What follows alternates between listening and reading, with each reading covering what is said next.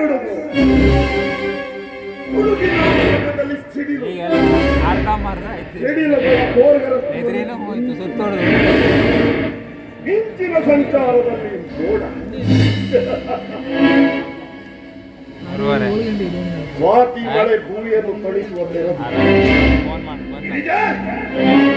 ನೀ ಬಂದು ನಿನ್ನ ಬಿಸಿಯ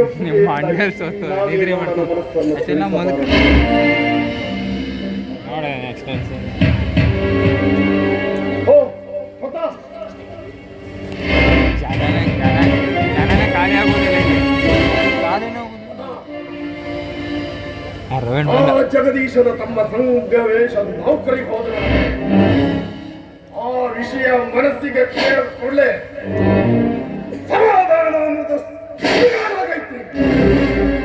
ಸಿಟ್ಟು ಹುಕ್ಕಿ ಬರಾಗ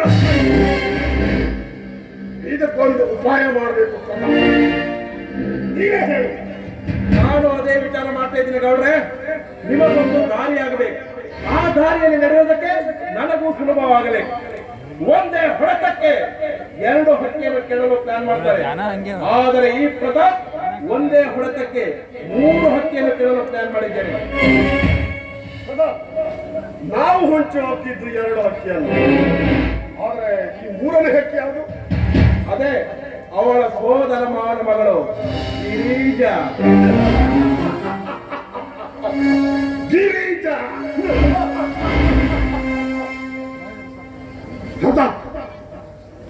ಗಿರಿಜಾ ಅವಳ ಮೇಲೆ ನಿನಗೆ ಕೆಸಿದೆ. ಅಲ್ಲೇ ಇರೋದು ವಿಶೇಷ ಗೌಡ್ರೆ. ಚಂದ್ರಳ್ಳಿ ಚಲವಿ ಗಿರಿಜಾಳನ್ನು ಆ ಸಂಗಮೇಶನಿಗೆ ಕೊಟ್ಟು ಮದುವೆ ಮಾಡೋ ಮಾತುಕತೆ ಮುಗಿದು ಹೋಗಿದೆಯಂತೆ. ಸಾಧ್ಯವಿಲ್ಲ. ನಾನೇಕೆ ಸುಳ್ಳು ಹೇಳಲಿ? ನಿಮ್ಮ ಕಾರ್ಬನ್ ಕಾಣತ್ತೆ ಕೇಳಿ ನೋಡಿ. ಹೌದು ಗೌಡ್ರ, ಸಂಗಮೇಶ್ವರ ನಿಶ್ಚಿತಾರ್ಥ ಮುಗಿಸ್ಕೊಂಡು ಹೋಗ್ಯಾನ.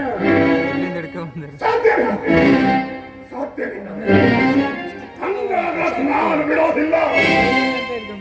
ಮೊದಲಿಗೆ ನನ್ನ ಮಗಳ ಮನೆ ಸೇರಿ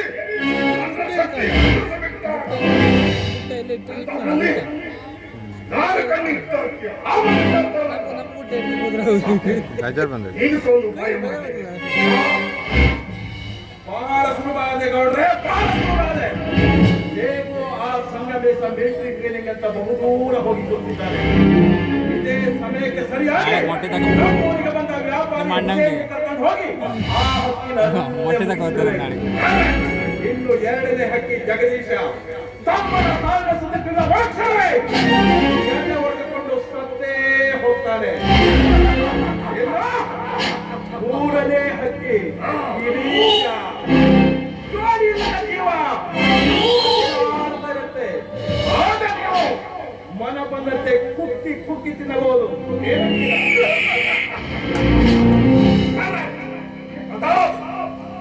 ಹೆಸರಿಗೆ ತಕ್ಕಾಗಿ ಪ್ರತಾಪದ ಹೊರತು ಸಂಚು ಮಾಡಿದ್ದೀಯ. ಈ ನಿನ್ನ ಸಂಚು ಮಿಂಚಿನ